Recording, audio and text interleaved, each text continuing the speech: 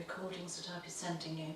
So it's a good way to start your day, or perhaps early evening, whenever you can fit in and you want to bring a little bit more energy and connection into your body.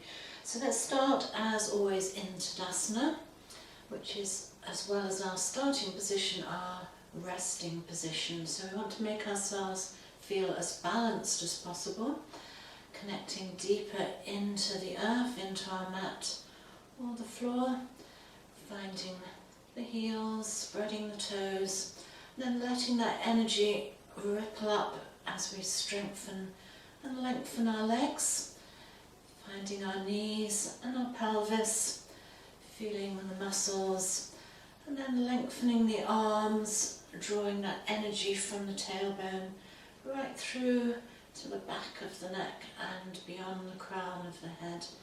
And then we can just soften a little bit, just feel the movement in the body, and then we'll connect into our breath. So the breath and the body move together.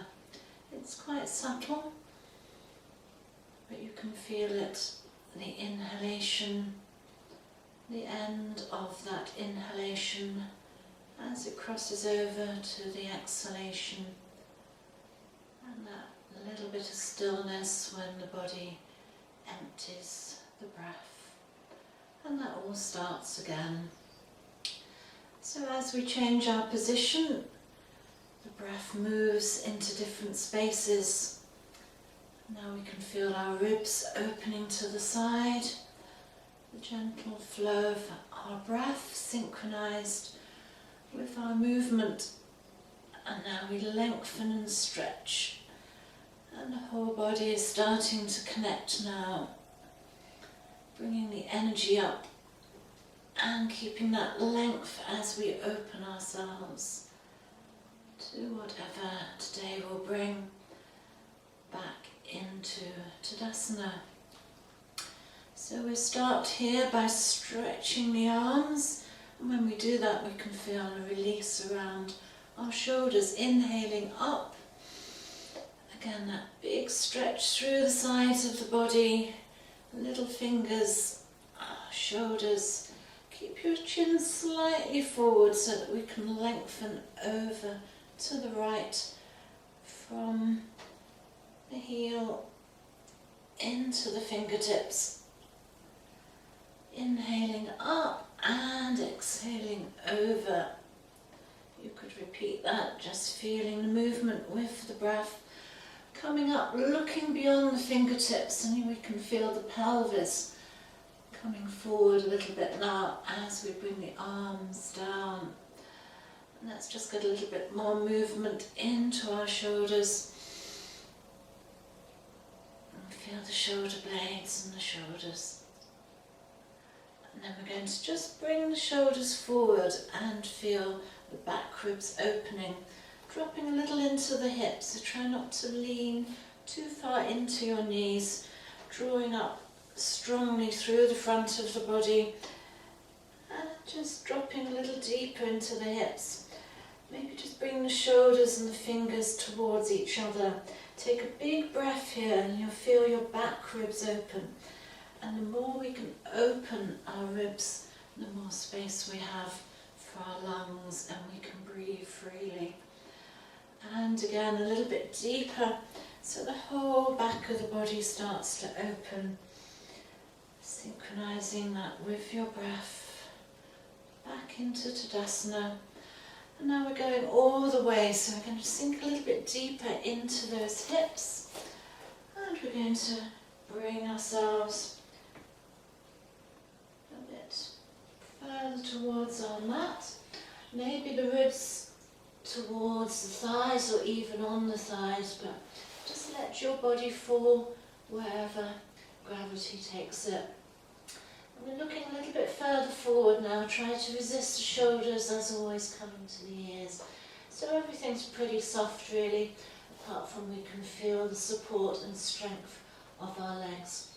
And we're going to start to lengthen the legs, so no resist, but we'll just give that a go, just lengthening and stretching. And then when we can leave the legs lengthened, we may find that our body is somewhere away from the mat, that's fine. Just strengthen the legs. Let the pelvis come a little bit forward. You can come onto your toes. Strengthen the legs again and maybe taking hold of the elbows. Again, just see where that takes you into forward fold. Tadasana. Okay, trying to keep the hips forward, the shoulders released. And now we're going to drop down into our hips. As we do that, with the spine lengthened, the ribs start to come forward, and we can come into prayer. Sweep the arms up, strengthen those legs. Big inhalation, and again back into Mountain Tadasana. So we are going to do a few standing poses. So we will start with Warrior One. So Warrior One really is just about stepping one leg back, but we can get a little balance into that supporting leg. Keep looking forward, step the leg back. So the temptation is always to take the leg a really long way away, but if we just take it back and then take it a little bit further back until we feel stable. That's the whole point of having a strong lower body, to be able to find stability. Take our time, bringing the ribs and the shoulders to face forward. So the back foot is going to be slightly turned out. You can adjust the heel. Make sure the knee feels stable and free. Dropping into the hips. Okay, lengthen the arms. And you'll find that when you lengthen the arms, you actually lengthen the body as well. Inhaling, coming up, and feel the movement in the shoulders. If that is not feeling good for you, hands on your hips, that's fine. So we're going to stretch into that back leg. You can adjust the front foot, create some space. Hips are getting to be able to release a bit more. And we could sweep the arms round and open our ribs.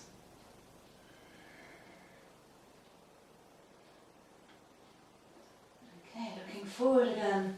Stretch those arms, stabilise and strengthen those legs. They're going to support us as we turn and stretch our arms.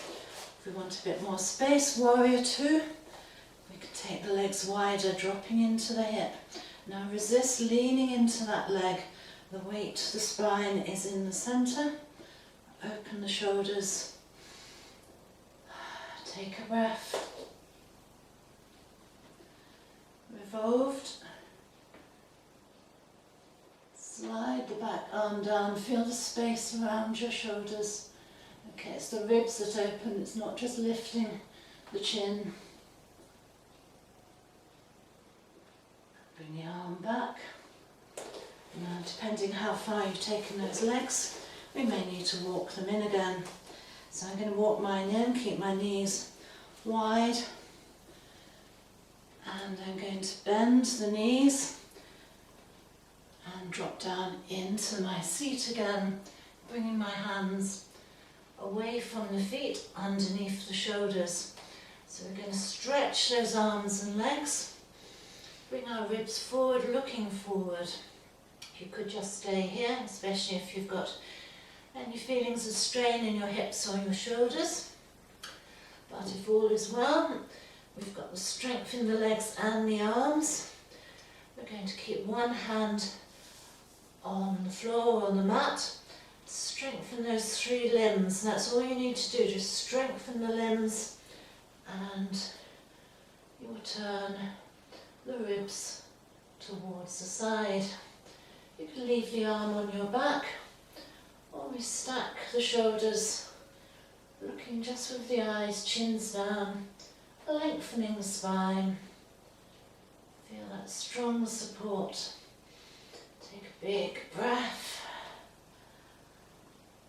and release. You can bend your elbows, look to the back, and then rise up again.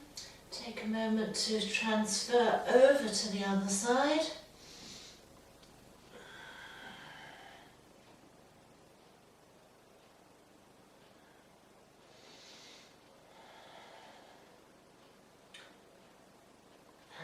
we're down again.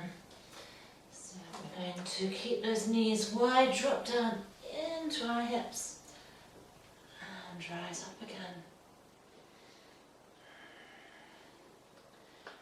Bring the arms down. We need to do that on the other side, so we'll take our time. You can bring the foot together into Tadasana. Get that a little balance, freedom and strength combined. Taking the leg back.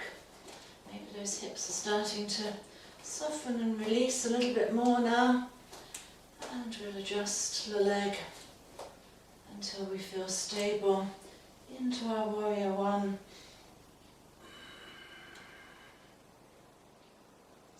Bringing the arms back.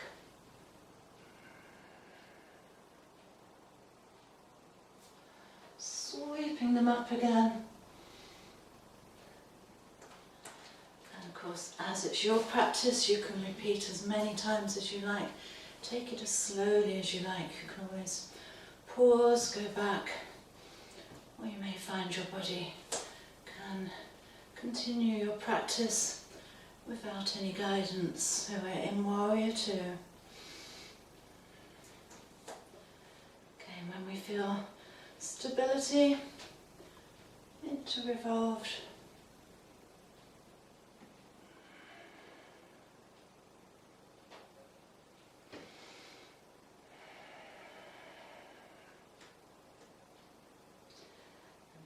Arms down. Okay, the feet a little bit wider, but just make sure that you feel the support, either bending the knees or lengthening again. Now, if we keep our spine lengthened, release our shoulders, the hands may need to just rest on your thighs, a little bit more support there, or dropping down, feeling the weight, the support of the feet. Okay, I want to keep my spine long, so I'm going to take myself into a slightly wider position, and I'm going to keep the knee going out. I can use my elbow, and I'm going to get a big stretch into the other leg.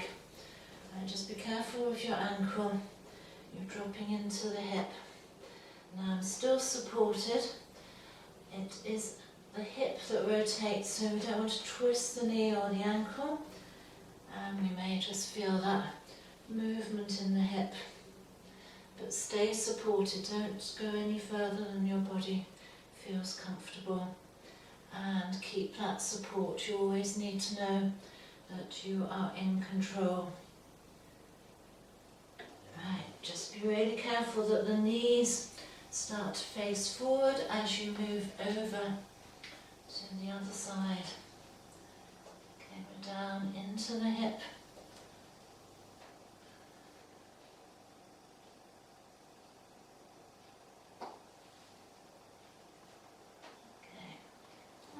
Into a little bit of a hip opener. So I know we said standing poses, but of course if we get that little bit more mobility into our hips, we will be able to take those a little bit further each time.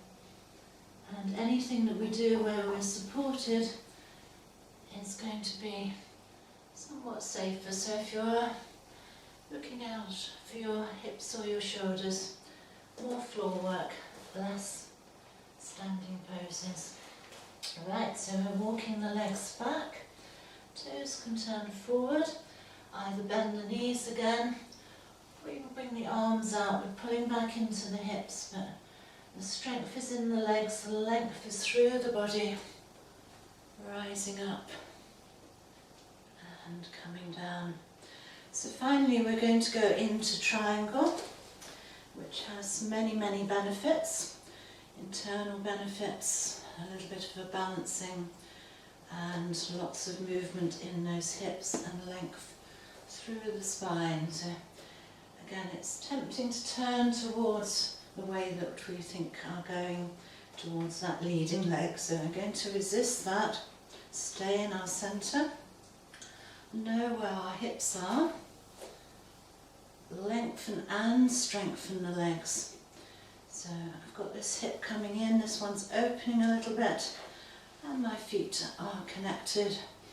Lengthen the arms, or perhaps have your hands on your hips.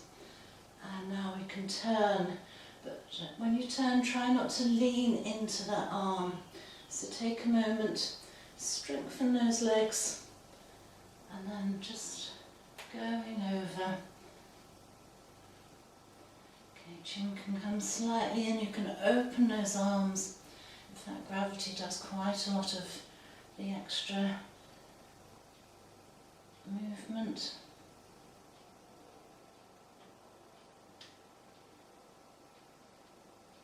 Okay, lengthen and strengthen those legs. And just take a moment when you come back into your centre, and then you can really feel the changes in your body, the stimulation in the organs, the challenge in the breath, the heat in the body. And now we will take ourselves round to the other side, and as we know, we're all asymmetrical anyway, so we need to just take that into account. We'll have strengths in different parts of the body. We'll have others which we've used in different ways or had injuries. Same thing, we're going to just feel that stability, sthira sukham, stability and ease. The movement is really quite sensitive, quite small, just in the hips. Really nothing else changes. So if that's about where you feel the end of the movement, maybe just stretch your arms. If that movement takes you a little bit further,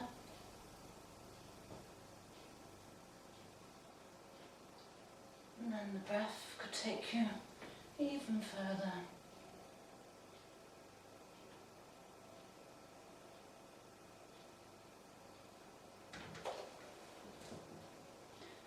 And again, just resting now in Tadasana.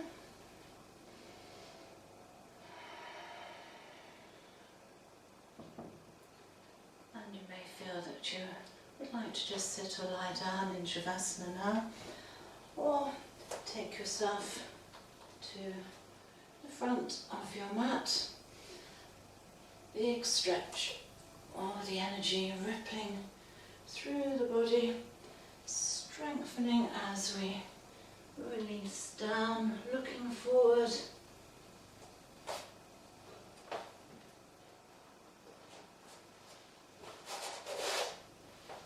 Into downward dog. And you can have a stretch there, maybe just bending one knee and then the other, working through your body. And then in your own time, coming back onto your mat, lying down in Shavasana, which is where our practice always leads us to. So please have a few moments, or as long as you wish, and then end your practice. Namaste, until we meet